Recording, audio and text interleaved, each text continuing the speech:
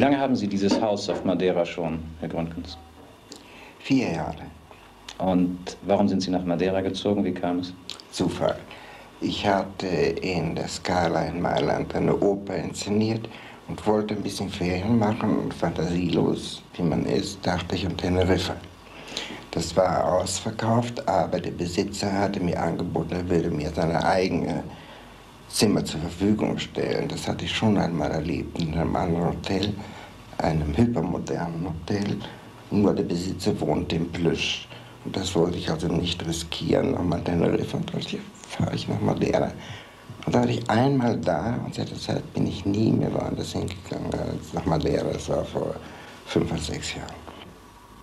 Dies ist das, was ich also eben liebe. Hier kennt mich kein Mensch. Ich laufe rum und kümmert sich niemand um mich. Und ich habe mein Häuschen hier, meine Vecinos da, meine Nachbarn, das sind meine einzigen Unterhaltungen, die ich mit denen führe. Ich spreche ein bisschen Portugiesisch, aber ich nehme an, dass wenn ich mit meinem Portugiesisch nach Lissabon käme, das wäre ungefähr so, wie wenn ein Oberbayern nach Hamburg käme. Es ist ein Inselportugiesisch. Es muss ein Teufelsdialekt. Sie haben über Ihren Rang als Schauspieler, als Regisseur, als Theaterleiter, über die singuläre Bedeutung, die Sie seit nun mindestens 30 Jahren im deutschen Theater haben, ein eigenes, klares Urteil? Eine Selbsteinschätzung? Also der Haupteindruck ist Erstaunen und Verwunderung. Denn ich persönlich kann es nicht begreifen, wieso das auf mich gekommen ist. Das ist keine Koketterie? Nein, das ist weiß Gott keine. Weiß Gott keine. Ich sitze manchmal und sage, mein Gott, wieso eigentlich? Ich kann, also es ist das Gegenteil von Koketterie. Es ist einfach das Gefühl, nun muss ich sagen, dass mir also mein privates Leben immer der Ausgangspunkt war für mein künstlerisches Leben. Und da ich eigentlich ziemlich anspruchslos bin und ziemlich einfach lebe, so erstaunen mich die Pfauenräder, die ich da gelegentlich schlage. Und wenn ich dann zurück bin in meiner Wohnung, denke ich, mein Gott, was ist eigentlich? Also es ist wirklich, wenn ich jetzt rückdenke, so ist das hauptsächlich merkwürdig, erstaunlich. Das ist das, was ich dazu sagen hätte. Verwundert oder nicht verwundert, Herr Gründgens? Irgendwann müssen Sie doch gemerkt haben, gewusst haben, jetzt bin ich oben. Wann war das? Da muss ich eine lange Pause machen. Wann war das? Sehr spät. Wenn Sie bedenken wollen, dass die Zeit meiner größten Erfolge oder also die Zeit, von der Sie sprechen, in die Zeit von 33 bis 45 fiel, eine Zeit, die für mich trotz allem, was ich täglich an Praktischem zu tun hatte, so wenig Realität besaß, dass ich eines Tages mit meiner Frau in meinem Garten saß und sagte, mein Gott, Marianne, stell dir mal vor, wir säßen wirklich hier und ich werde wirklich Intendant des Staatstheaters und spielte wirklich den Hamlet. Wäre das nicht wunderbar? So wenig, also konnte ich das für mich ernst nehmen. Ich bin nicht geboren, gegen etwas zu leben. Ich habe einen, ich weiß nicht, mit dem Namen bekannt ist, ein Schauspieler, ein Bilderschauspieler, Hans Brausewetter. Und am Tag vor seinem Tod, am Abend vor seinem Tod, er ist durch eine russische Granate gestorben, saßen wir beisammen und da überlegten wir, was wird jetzt eigentlich wohl werden. Berlin war schon eingeschlossen und die Granaten flogen durch die Straßen und da sagte der Brausewetter, mein Gott, wir hatten so viel Talent für etwas zu sein und haben unser ganzes Leben damit verbracht, gegen etwas sein zu müssen. Und daraus kann ich Ihnen das Datum, wo mir der Erfolg bewusst wurde, eigentlich nicht exakt nennen, denn ich kann die Erfolge in dieser Zeit nicht voll zählen. Sie sind schon sehr früh in unserem Gespräch, Herr Gründgens, auf die Zeit Ihrer Intendanz in Berlin während der nationalsozialistischen Zeit gekommen. Gibt es so etwas wie ein unsicheres Gewissen darüber? Nichts liegt mir ferne. Dann haben Sie mich völlig missverstanden. Ich wollte damit sagen, dass die Unsicherheit, in der wir alle lebten, uns die Bühne als den einzigen sicheren Faktor erschienen ließ. Auf der Bühne, dem Planquadrat, wie ich es nenne, wusste ich genau, wenn ich den Satz sage, geht hinten eine Tür auf und eine Dame in einem grünen Kleid kommt da rein und nicht ein SS-Mann. Dies meine ich lediglich. Was dann bestimmend geworden ist für meine Art, das Theater anzusehen. Die Ordnung, die Exaktheit, das Ausschalten des Zufälligen. Sie haben kein Mal daran gedacht, aus Deutschland wegzugehen? Oh ja, das habe ich schon. Ich habe verschiedene Versuche gemacht, es loszuwerden. Als ich es übernahm, man darf das nicht vergessen, dass zu der Zeit, als ich das Staatstheater übernahm, Gessner noch inszenierte und Reinhardt noch inszenierte. Und von uns hat kein Mensch geglaubt, dass das sich halten würde. Ich glaube, damit teile ich die Meinung der überwiegenden Deutschen, die nicht also politisch engagiert waren. Nicht? Haben Sie sich Zeit Ihres Lebens irgendwann für politische Fragen überhaupt interessiert? Nein. Es gehört zu meiner Generation. Ich war 18 Jahre nach dem Ersten Weltkrieg, sich im Expressionismus zu tummeln. Und das, was man heute mit einem Idiotenwort Linksintellektualismus nennt, das war damals also die Beeindruckung durch Tairov, Wachtankow, Eisenstein, Budowkin. Das blieb natürlich nicht ohne Einfluss auf uns, nicht? Aber er blieb in den Gebieten der Kunst. Nicht? Ich verstehe. Sie sind in Düsseldorf 1899 geboren, Herr Gründgens, und sind zum Theater gekommen in den letzten Kriegsjahren zu einem Fronttheater. Warum Theater und seit wann wollten Sie und wie kam es? Ich habe nie etwas anderes gewollt.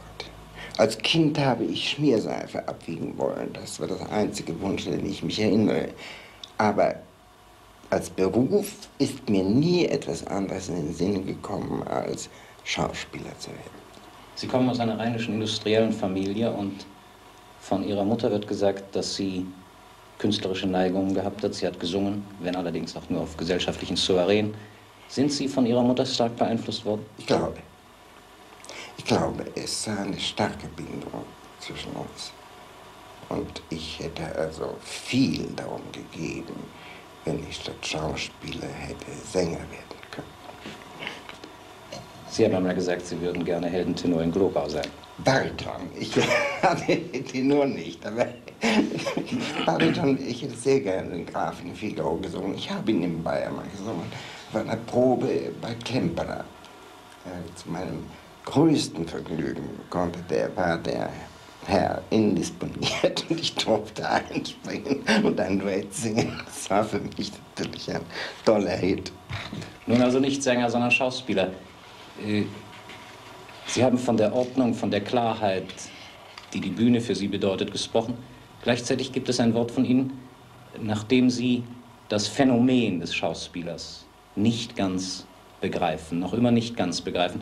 Nach Ihrer jahrzehntelangen Erfahrung kann das nicht heißen, dass Sie die Mittel nicht kennten, mit denen der Schauspieler seine Wirkung erzielt.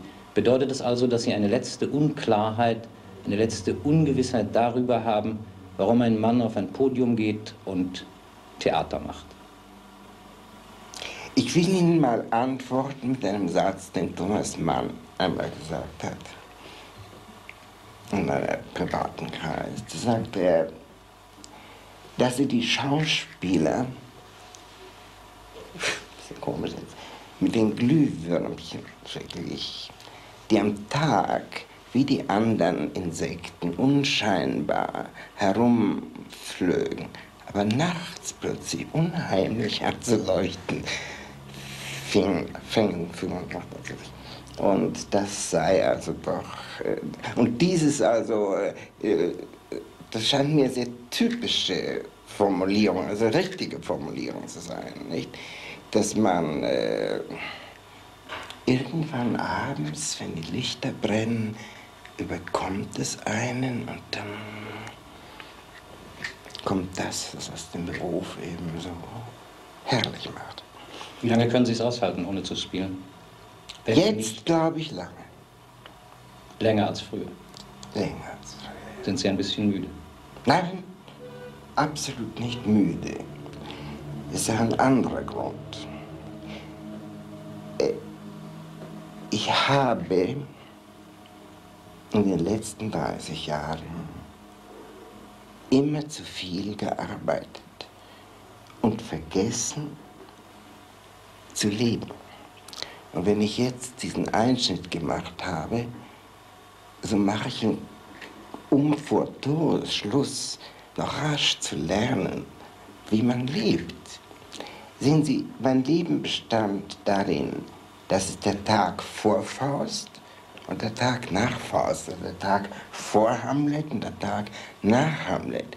Also irgendeinen entspannten Tag gab es eigentlich ganz selten.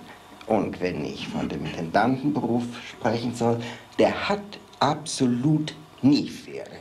Selbst wenn ich hier sitze, so kann ich mit täglich einem Telegramm rechnen, weil irgendetwas passiert. Nachdem Sie das Fronttheater verlassen hatten, weil der Krieg zu Ende war, die Fronttheater aufgelöst wurden, sind Sie zu Louise Dumont gegangen, nach Düsseldorf zur Schauspielschule, haben dann ein paar Provinzengagements gehabt und schließlich 1922 zu Erich Ziegel an die Kammerspiele nach Hamburg gekommen. Aus Ihrer späteren Zeit sind eine ganze Menge kühle, distanzierende Urteile über wildes, expressionistisches, experimentelles Theater bekannt. Hatte der junge Gründgens auch schon dieses Unbehagen gegenüber dem Experiment um des Experiments halber? Das ist richtig. Das Experiment um des Experimentes willen, das hat mir nicht eingeleuchtet. Niemals? Niemals. Aber ein Experiment, das hat mir jederzeit Spaß gemacht. Aber diese, was Sie sagen, könnte man la polar, das ist etwas, was mir mein Leben lang ferngelegen hat. Die Spielpläne, Herr Gründgens, die Sie gestalten konnten als Theaterleiter, haben nach Meinung vieler Kritiker das moderne Theater immer ein bisschen vernachlässigt. Kommt dieses her aus Ihrer eben bekundeten Abneigung gegen das Experimentieren an sich? Nein, ich glaube nicht. Ich glaube auch kaum, dass ich ein wesentliches Werk der Moderne ausgelassen habe. Ich habe mich mit dem absurden Theater, was ja mittlerweile auch ad absurdum geführt hat, nicht viel anfangen können. Ich mag einfach nicht Stücke, wo meine Großeltern im Müllkasten sitzen. Warum soll ich sie spielen? Es gibt da so eine hübsche Anekdote von dem Maler Liebermann, dem Onkel des heutigen Intendanten der Hamburger Staatsoper, und dem Komponisten von der Oper Tiefland, Eugène d'Albert. Und d'Albert hat, glaube ich, 7-mal in seinem Leben geheiratet. Das ist aber eine Gesellschaft, Liebermann gefragt wurde, darf ich Ihnen die neue Frau Delbert vorstellen, hat er geantwortet, die überspringe ich. Und so ungefähr ist es mir gegangen. Also ich habe es übersprungen. Schauen Sie, es ist ja auch völlig gleichgültig, ob ich das Stück spiele. Es gibt ja überhaupt kein Stück, das irgendwo in der Welt geschrieben wird, das nicht an irgendeinem deutschen Theater aufgeführt wird. Sie kommen ja alle zu Wort. Nun ist es nicht gleichgültig, ob Gründgens eins aufführt oder jemand anders. Ja, aber es ist sehr schädlich, wenn Herr Gründgens ein Stück aufführt. Denn dann sind die Kanonen scharf geladen. Wenn aber in Recklinghausen ein Stück aufgeführt wird, so geht man gleich mit dem Wohlwollen des Mutes, den doch, ich habe Gott sei Dank ein Theater gewählt, eine Stadt gewählt, die keins hat, nicht? Ich meine, also stimmt. Nicht? Wir sind immer wir, damit meine ich Fehling oder Strux oder Müthel. Wir sind nie Kleisterer von Fehlern gewesen. Wir sind immer Enthüller von Schwächen gewesen. Nicht aus Absicht, sondern aus, entschuldigen Sie, Werktreu. Ich kann nicht anders als sachlich, Zeile für Zeile inszenieren. In den 20er Jahren, Herr Gründgens, damals waren Sie zum ersten Mal verheiratet mit Erika Mann, der Tochter Thomas Manns. Ein zweites Mal sind Sie mit der Schauspielerin Frau Marianne Hoppe verheiratet gewesen. In diesen 20er Jahren hat man gelegentlich den Eindruck gehabt, dass Sie auf einen ganz bestimmten Schauspielertyp, intellektuell blasierter, kabarettistischer Prägung, fast ins Amateurhafte hineingehen. Nein, nicht Amateurhafte, wollen wir nicht sagen, aber tatsächlich ist, dass ich so in der Gefahr stand, auf diesen Typ festgelegt zu werden. Aber da habe ich mich mit Leidenschaft dagegen zur Wehr gesetzt. Ich war in Hamburg und hatte dort Danton und Fiesco und Hamlet und was weiß ich gespielt. Und Reinhard nahm mich eines Tages mit, sagte, was wollen Sie in Hamburg, kommen Sie zu mir. Und ich kam und hatte das Pech, dass er gar nicht da war und niemand wusste, was mit mir anzufangen. Und da geriet ich halt in so eine Serie von Salonstücken, die mich abstempelten. Dazu kam also der Zufall eines Films wie M. Und plötzlich sah ich mich also nur noch in Ledermäntel mit einer Bombe auf dem Kopf als Ganove und sagte, halt, das stimmt nur überhaupt nicht mehr. Ich habe nie und zu keiner Zeit meines Lebens vergessen, was ich eigentlich wollte. Ich wollte Hamlet spielen, ich wollte Mephisto spielen. Und wenn es in Berlin nicht gegangen wäre, dann wäre es eben in München gegangen. Das war mir wurscht. Sie haben, sagt man, Nebenrollen nie gescheut, Herr Gründgens, weil Sie unter allen Umständen lernen wollten. Waren Sie in Ihrer Ausbildung und Entwicklung als Schauspieler, soweit Sie diese Entwicklung selbst in der Hand hatten, ein Systematiker? Nee, das glaube ich nicht. Dazu bin ich zu impulsiv. Sehen Sie, um nochmal auf diese Zeit, diese End-20er Jahre zu sprechen zu kommen, ich habe Kabarett gemacht, ich habe Operette gemacht, aber nicht, weil ich jemals die Gefahr spürte, ich könnte ein Operettenbuffo werden oder ich könnte ein Kabarettist werden, sondern ich habe eine Abneigung gegen diese Dachstubengenies. Ich habe jederzeit das getan, was dran war. Ich war mir nie zu schade, irgendetwas zu tun, um mich in Bewegung zu halten. Aber dass mich ein Erfolg in einer Operette von meinen Plänen ab hätte bringen können, das war ausgeschlossen. Wie sind Sie zur Regie gelangt und wann? Ja, wie bin ich das ist wie so oft, nicht wahr? Soll ich es einen Zufall nennen? Wahrscheinlich nicht. Das war im Sommer, als der große Schauspieler Albert Steinbrück in Hamburg gastierte. Und da gab Ziegel mir die Inszenierung eines Stückes, das er schon gespielt hat, Geschäft. Das war also Mitte der 20er Jahre. Ja, ganz recht. Und dann ging es so langsam weiter. Aber das Bewusstsein, ein Regisseur zu sein, das hat 10 Jahre gedauert. Ich habe nur eins gewollt, in meinem ganzen Leben Schauspieler sein. Alles andere war ein Surplus, das kam dazu. Aber Regie, schön, also ich habe es gemacht und mit der Zeit habe ich es gekonnt auf meine Weise. Und zwar liegt das Geheimnis meiner Ansicht darin, dass ich mich den Schauspielern gegenüber immer als Kollege gefühlt habe. Ich saß nie auf einem anderen Tablett. Ihre Methode, Regie zu führen, Herr Gründgens, darüber haben Sie gelegentlich etwas gesagt. Sie haben gesagt, dass es Ihnen am liebsten ist, ohne Regiebuch zu arbeiten. Und wenn ich Sie zitieren darf, haben Sie einmal behauptet, Sie inszenierten am liebsten ein Werk frisch von der Leber weg, nach dem ersten Duft, den ich von ihm habe. Dies wäre also eine ganz intuitive Arbeitsweise. Hingegen behaupten viele Kritiker, dass Gründgens ein Künstler sei, der vom Intellekt her schaffe. Wie erklären Sie selbst diesen Widerspruch? Einmal dadurch, dass das Wort intellektuell seine ursprüngliche Bedeutung verloren hat und sich in die Nähe eines Schmähwortes begeben hat. Zum anderen ist es nicht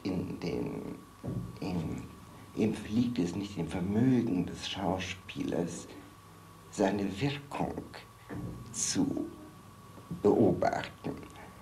Es ist möglich, und ich habe Erfahrung, dass ein für das Publikum völlig ursprünglich wirkender Schauspieler ein Mathematiker der Probe ist, während andere, die also ins Bassin springen, eine andere Wirkung auf die Zuschauer haben. Das liegt nicht bei uns. Ich persönlich glaube, ich glaube zu wissen, dass ich nur mit meiner Intuition weiterkomme. Versuche es nur mit einem Kopf. Ich glaube nicht daran. Ich muss möglichst frisch an das Werk kommen. Viel bei jeder Regie ist mit der Besetzung getan. Damit hat man schon einen Ausdruck von etwas gegeben. Was nun kommt, ist bei Gott nicht beispielhaft, aber es ist meine Methode, die ich mir nur leisten kann, weil ich den Kredit bei meinen Kollegen habe, dass ich auf einer leeren Bühne anfange und dann mach doch mal. Ein Stuhl fehlt, stellt einen hin und so baut sich ein Raum. Also ich könnte nicht hier zum Beispiel, also ich habe hier, um ein konkretes Beispiel zu nennen, 6 Wochen vor Don Carlos gesessen, weder das Stück begriffen, noch begriffen, was ich mit dem Philipp zu tun habe. Und das ging erst auf der Probe. Und das, glaube ich, macht auch den Kollegen Spaß. Dass nicht einer kommt mit einem Programm und da drüben stehen Anfänger, nicht wissen, was sie machen sollen, sondern dass ich genauso töricht bin, wie alle Schauspieler sind, wenn sie zum ersten Mal eine neue Rolle probieren. Liegt dieser Methode, Regie zu führen, auch das Bedürfnis zugrunde, ein Maß an Naivität mit auf die Bühne zu bringen und zu bewahren? Das ist die ernsteste Frage, die Sie gestellt haben bis jetzt. Diesen Rest von Naivität und Unvoreingenommenheit und Unbefangenheit sich zu bewahren, das ist eine unerhörte Arbeit, wo man viel wegschieben muss, um an das Geheimnis nicht zu rühren. Das Geheimnis, was einen besonderen Schauspieler halt ausmacht. Dass man das nicht wissen will. Sehen Sie, ich zum Beispiel bin ein ganz schlechter Premierenschauspieler. Warum? Weil in einer Premiere, erstens schleppe ich mich also an Krücken sozusagen vor Angst und vor der Verantwortung ins Theater. Und dann komme ich nicht mehr zu dieser Naivität, die ich dem Neutrum-Publikum, das ich allerdings überall nach der Haut spüre, zu dem komme ich nicht mehr, weil ich weiß, naja, jetzt ist der Mädchen gekommen, der Luft ist da. Plötzlich aus dem anonymen Publikum kommen Einzelfiguren. Und es gelingt mir furchtbar schwer, den Kopf zu schütteln, Herrn Joachim Kaiser zu vergessen. Routine hilft nicht. Ausdrücke. Sehr klar. Routine hilft nicht? Nein, Routine hilft überhaupt nicht. Ich weiß nicht, was Routine überhaupt ist. Ich kenne den Begriff Routine nur insofern, als er im Lauf der Jahre mit einem gewachsen ist. Also, dass man gelernt hat, richtig zu betonen, dass man weiß, wie man gehen soll.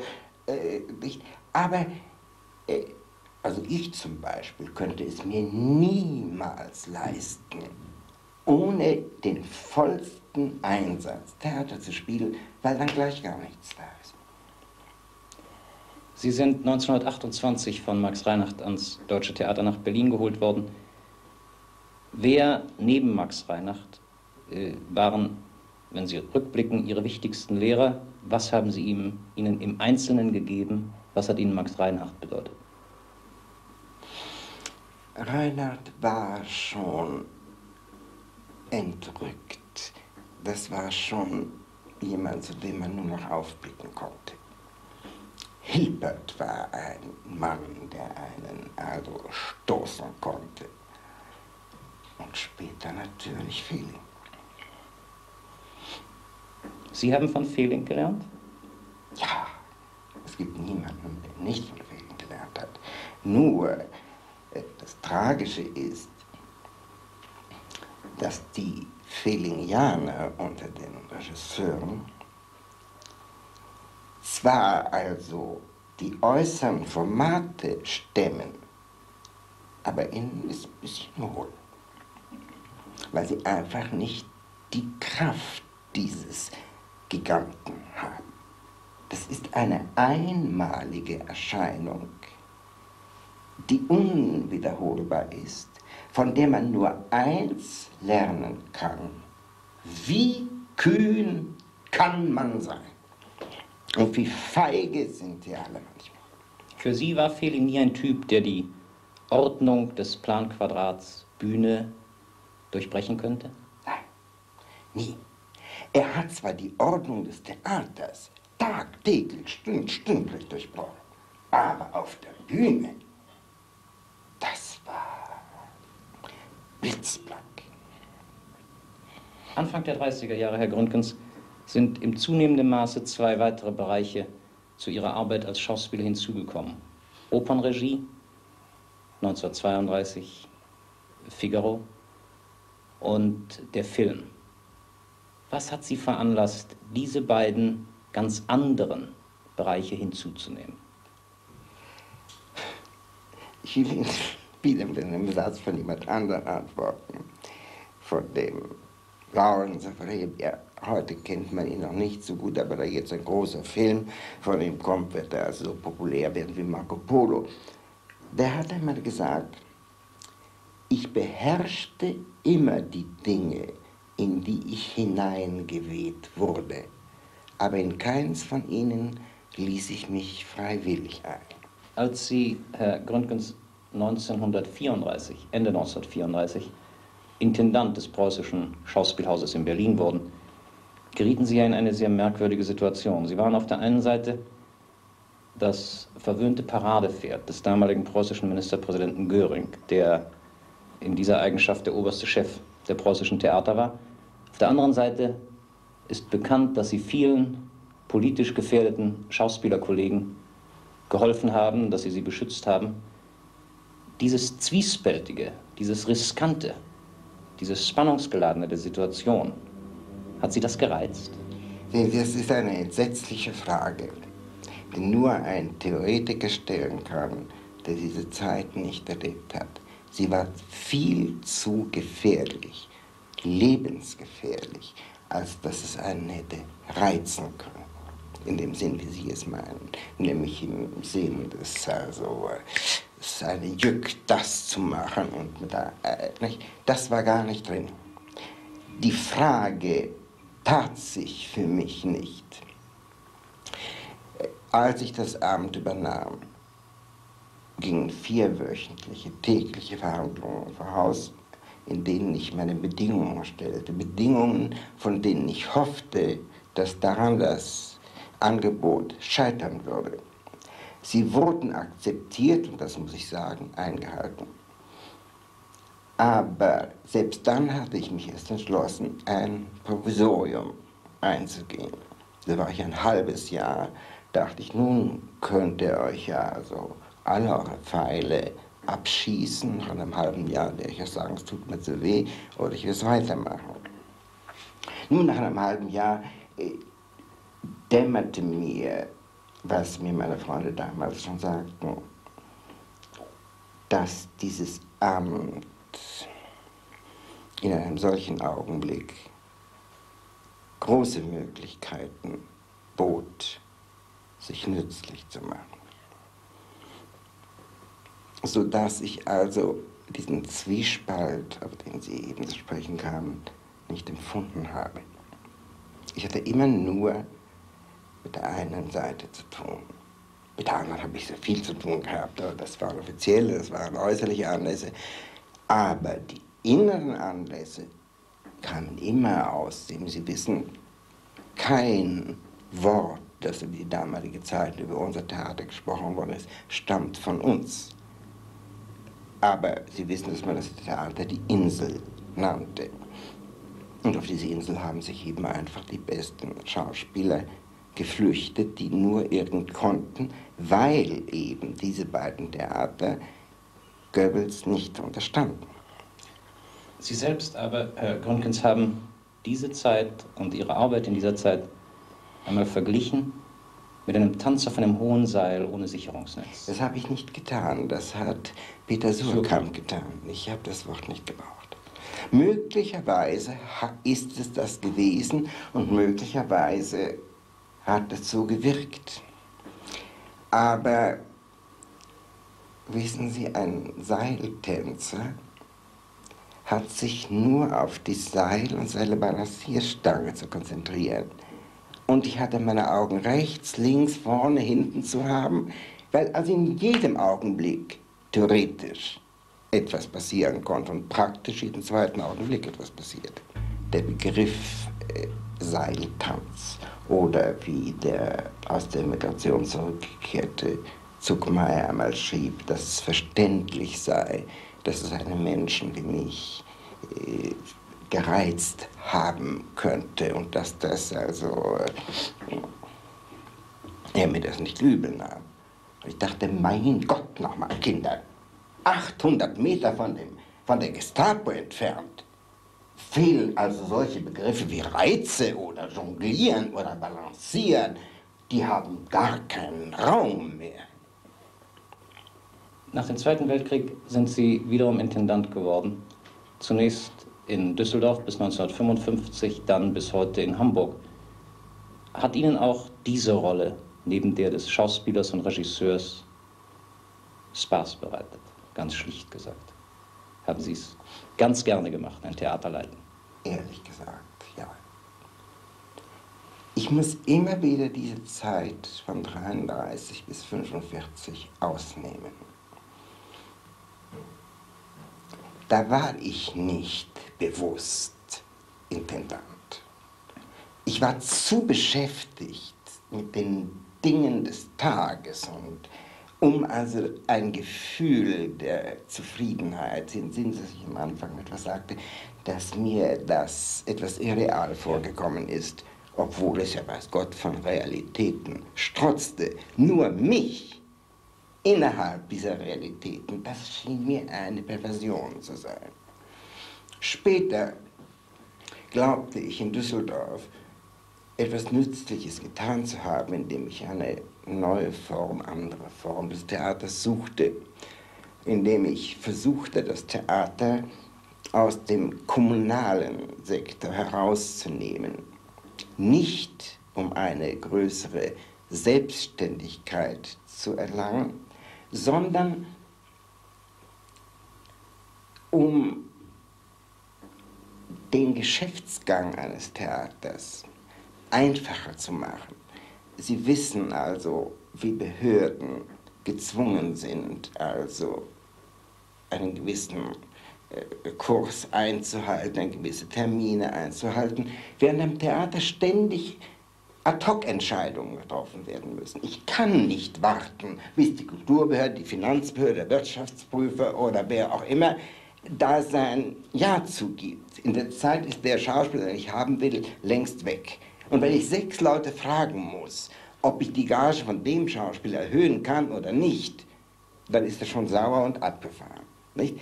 Aus diesem Grund und aus einem Grund, den mir manche Kollegen übel genommen haben, um zu sparen.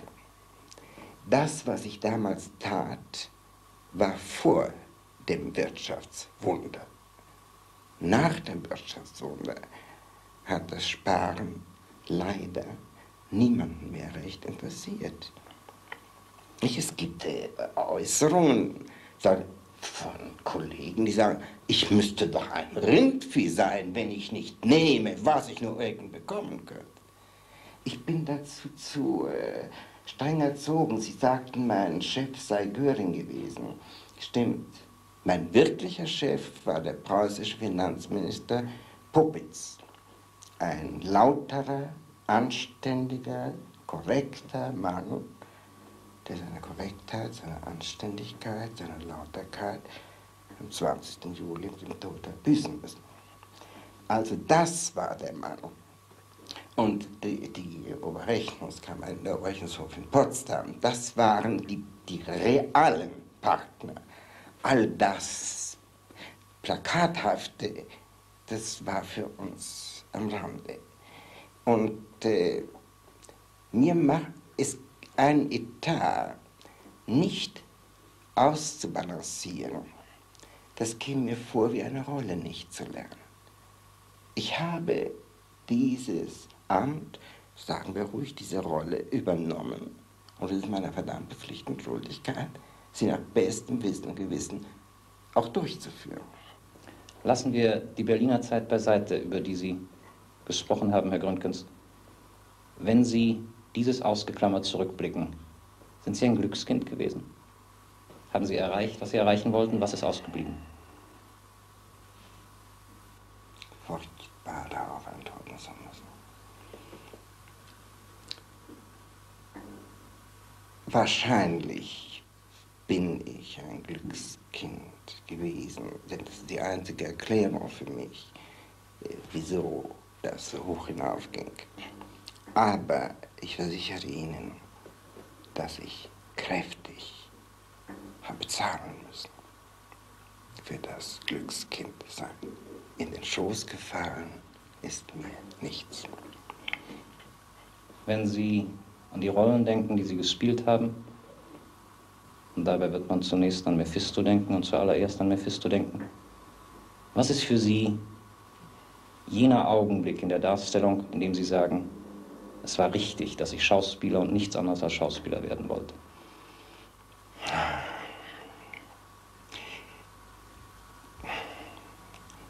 Ich will rasch sagen, dass mir der Hamlet am tiefsten am Herzen gelegen hat. Aber die tiefste Befriedigung hat mir eine Szene im zweiten Teil des Fausts gegeben, nämlich die Grablegung.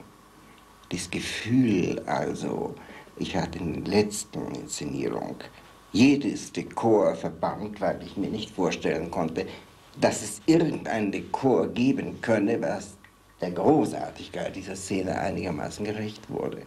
Und da haben Theort und ich kurz entschlossen die Bühne leer geräumt und man sah also in die Hinterbühne, man sah die Züge und in der Mitte saß ich und da waren die Scheinwerfer und da ich sowieso sowieso also nicht sehr gut sehe, war ich völlig in einem abgeschlossenen, und da habe ich ein tiefes Glücksgefühl gehabt. Das muss ich sagen. Nur in dieser Inszenierung? In der Form nur in dieser Inszenierung. Also die erste Inszenierung waren noch leibhaftige Engel auf der Bühne. In der 32er Inszenierung von Gustav Lindemann. In meiner Inszenierung, meiner ersten Faust-Inszenierung, waren die Engel noch auf Schleier gemalt. Und jetzt ließ ich nur die Stimmen kommen. Und ich hatte nichts mehr mit Material zu tun.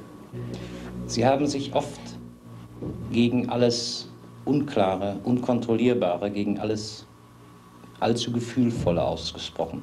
Waren Sie in diesem Augenblick nach Ihrem eigenen Urteil selbst in der Gefahr, in etwas Unkontrollierbares hineinzugeraten? Nein, um Gottes Willen, nein. Das ist mir verwehrt. Schauen Sie mal, als ich das Staatstheater übernahm, da hatte mein Vorgänger eine Fülle von Blut- und Bodenstücken angesammelt, die also kontraktmäßig in dieser Provisoriumszeit herausgeschleudert wurden. Da gab es ein Stück Land in der Dämmerung, ich weiß nicht von wem, und ich ließ Fehling kommen und sag ihm, Fehling zog ein krummes Gesicht und sagte, ja, ich verstehe nicht, warum machen Sie es denn nicht? Und ich sagte, Fehling, vor diesen Stücken schützt mich ein für alle Mal mein Mangel an Tiefe. Und das meine ich damit, wenn ich sage, also die Gefahr in Gefühlsduselei zu geraten, ist meiner Natur nicht gegeben. Da muss ich nicht aufpassen. Erlauben Sie mir eine letzte Frage, Herr Gründgens. Sie wollen, haben Sie mir vorhin gesagt, nun, da Sie die Theaterleitung abgeben, eine neue Rolle auch lernen, nämlich zu leben.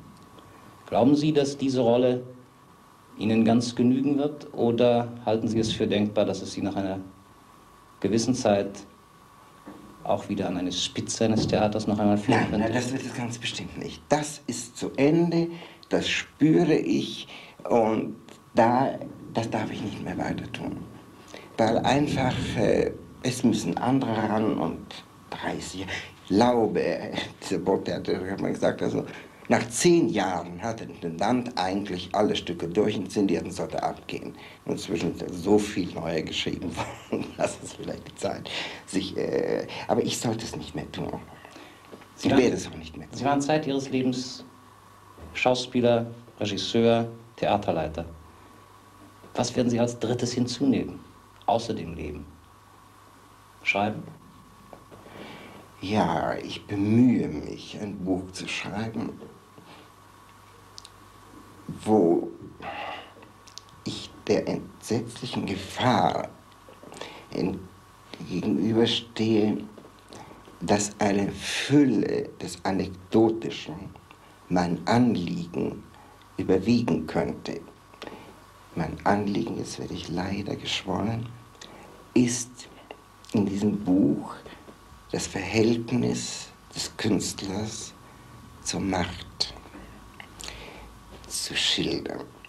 Ich habe so oft unpassenderweise in Tuchfühlung neben sogenannten historischen Ereignissen gestanden, dass ich ganz meine, einen Gesichtswinkel zu haben, aus dem ich also das betrachten kann, der nicht vielen gegeben ist. Und da ich das versuche, es in Ihrer Studio zu tun, also so sachlich wie möglich, muss ich versuchen, also zu vermeiden, dass die Anekdote Beispiel bleibt und nicht als Anekdote bleibt.